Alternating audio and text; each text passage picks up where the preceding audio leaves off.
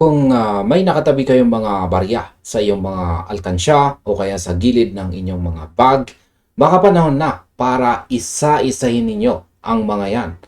Pag-uusapan po natin dito ang isa sa mga pinaka-pinag-uusapang barya sa kasaysayan ng New Generation Currency ng Pilipinas.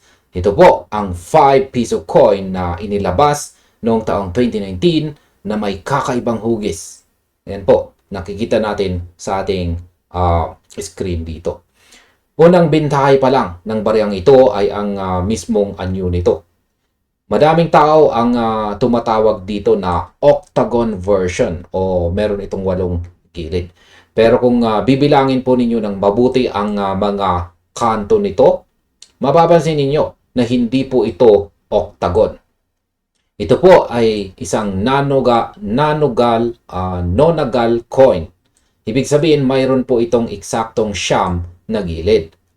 Inilabas ito ng Bangko Sentral ng Pilipinas noong December 2019 para sa isang napaka-practical na dahilan.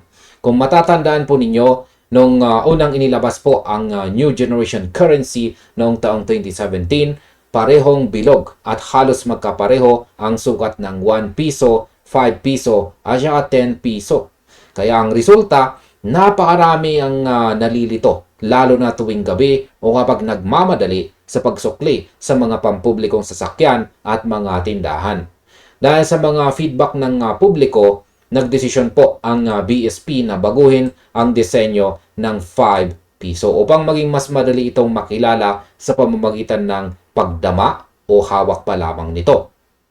Ang pagbabagong ito ay naging isang malaking milestone dahil ito ang ikalawang pagkakataon pa lang sa buong Timog Silangang Asya na may sirkulasyong barya na gumamit po ng nonagal na hugis. Kasunod ng bansang Thailand na naglabas po ng katulad na hugis, ilang dekada na po ang nakalilipas. Sa harap ng barya ay makikita pa rin po ang mukha ng ating bayani dito na si Andres Bonifacio. Habang sa likod naman ay ang halamang tayabak or jade vine kasama po ang logo ng BSP. Sa madaling salita, ang baryang ito ay produkto ng pangangailangan para sa mas maayos na financial system natin. Ayan. Ngayon ay pag-usapan naman po natin ang interesting part dito. Alamin po natin ang market value nito. Ayan. Tanong. Ito po ang tanong na sadyang pinakatinitignan ng lahat. Magkano nga ba ang halaga ng 5 piso 2019 nonagonal version na ito sa kasalukuyang market natin ngayong taong 2026? Ayan, kung ang pag-uusapan natin ay ang mga baryang karaniwan nating nakukuha na sukli o yung mga tinatawag na circulated coins, ang direktang sagot ay 5 piso pa rin ang katumbas nito sa mga pangkalahatang bilihin. Hindi ito pwedeng ipagpalit ng mas mataas po sa kanyang face value sa mga ordinaryong transaction dahil legal tender pa rin po ito at marami pa ang umiikot sa sirkulasyon. Gayunpaman, sa mundo ng mga numismatist o mga seryosong kolektor ng barya, nagbabago po ang usapan depende sa kondisyon ng barya.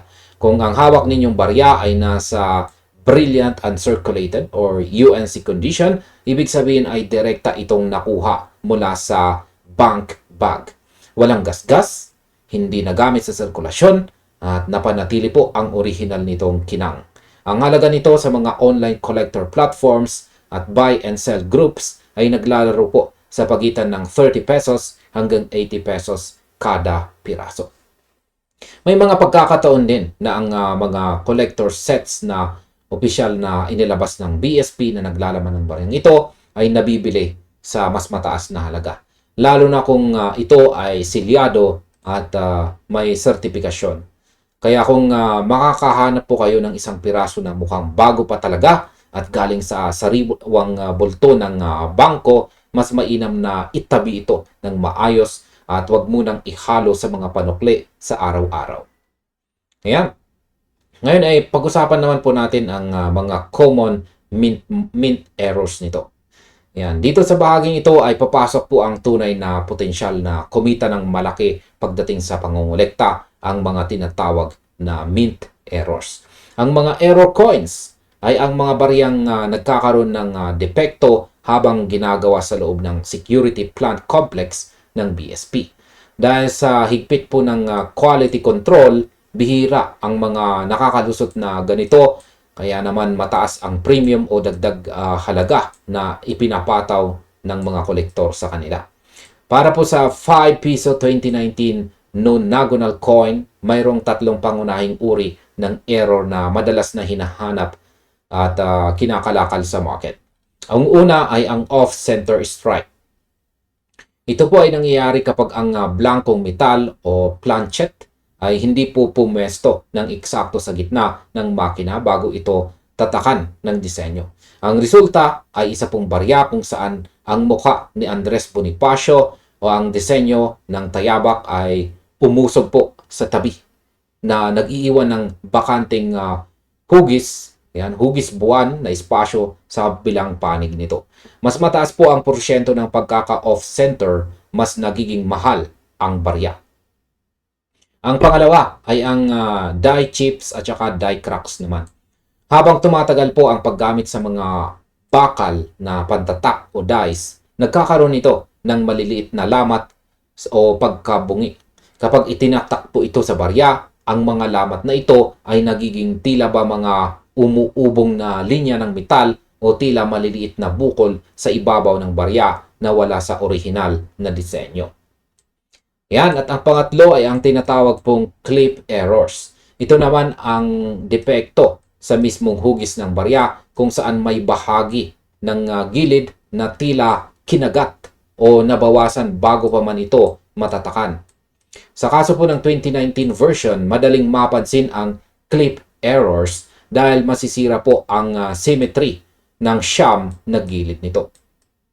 Ayan, kung ang hawak ninyong barya ay nagtataglay po ng alinman sa mga malalaking error na ito, ang halaga nito ay maaring umabot mula 500 pesos hanggang mahigit 2,000 pesos kada piraso. Depende po sa lala ng error at sa interest ng bumibili.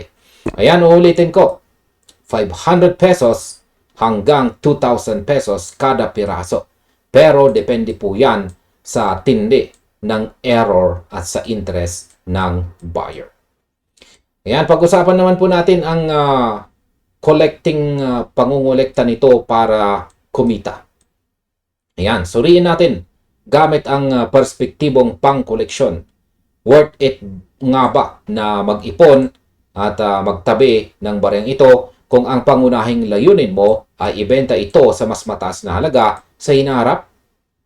Ang masasabi ko po dito ay ang pangungolekta ng karaniwang bersyon ng 5 piso 2019 na nakuha lang sa pang-araw-araw na sukli ay hindi po magbibigay ng malaking kita sa maikling panahon. Ang dahilan ay ang napakataas po na mintage volume o ang kabuang bilang ng mga pirasong ginawa at ipinalabas ng Bangko Sentral ng Pilipinas. Dahil milyon-milyon po ang umiikot na ganitong barya, hindi ito maituturing na bihira o rare sa ngayon. Ang scarcity o kakapusan ang pangunahing nagpapatakbo sa presyo ng mga lumang barya at sa kasalukuyan, ito po ay napakadali pa ring makahanap ng 2019 5 piso coin sa market. Subalit, magiging kakaiba lamang ang sitwasyon kung ang iyong strategy ay nakatuon po sa dalawang partikular na aspeto. Una, kung ang itatabi mo ay ang mga natatanging error coins na nabanggit po natin kanina. Habang lumilipas ang mga taon at unti-unting pinapalitan o tinutunaw ang mga lumang serye ng barya, ang mga error coins ng 2019 ay mas lalong magiging mahirap hanapin na siyang magpapataas ng halaga nito para sa mga susunod na henerasyon ng mga kolektor. Ang pangalawa, kung makakahanap ka ng isang buong original na bankroll o bank bag na hindi pa nabubuksan. Ang mga uncirculated rolls ay nagkakaroon po ng premium value paglipas ng 10 hanggang 20 taon dahil mahirap makakita ng barya mula sa partikular na taon na nananatiling perpekto ang kondisyon at walang anumang dumi. Yan, or pagkasira sa metal. At ayan, sa kabuuan, ang 5 piso 2019 nonagonal version dito ay isang mahalagang bahagi po ng kasaysayan ng pananalapi dito sa ating bansa. Dahil ito ang nagwasto sa kalituhan ng unang serye ng New Generation Currency. Ito ay magandang simulan para sa mga baguhan na gustong pumasok sa hobby ng numismatics nang walang ginagastos na malaking puhunan.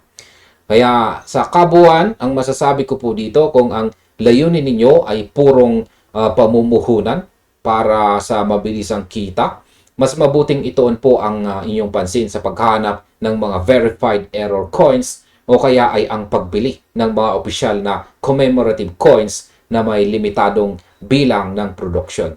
Pag-iipon po ng ordinaryong circulated coin ay nangangailangan ng mahabang panahon.